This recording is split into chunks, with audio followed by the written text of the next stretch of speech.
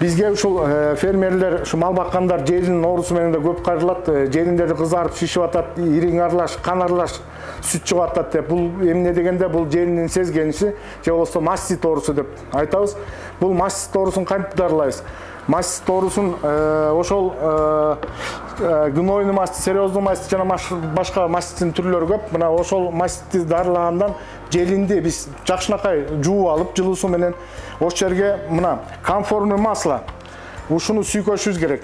Комфорный маслону.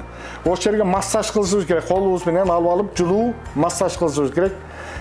Жанагы желинин ичиндеги сүтүн, жана канарлаш сүт болобу, ошолордун баарысын саап, анан мастицан деген дарылар бар, желиндин ичине куя турган дарылар да бар.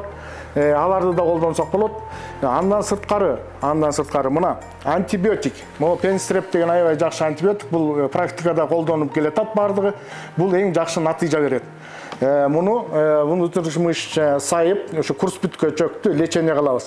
Анан да фермерге айтып кетет элем, Зорька деген мазь, бул антибактериальный мазь. Муну дагы сиздер ушул уйду саап атканда, саап бүткөндөн кийин жакшынакай суу менен жууп туруп, анан ушул мазьды сыйпап койсоңор, антибактериальный эч кандай инфекция кирбейт, жумшартат, жакшы натыйжасын берет. Ушул лечениеди кылып атканда обязательно ошо витаминдерди да колдонсоңор болот. Мына мультивит, бутавит деген витаминдер бар.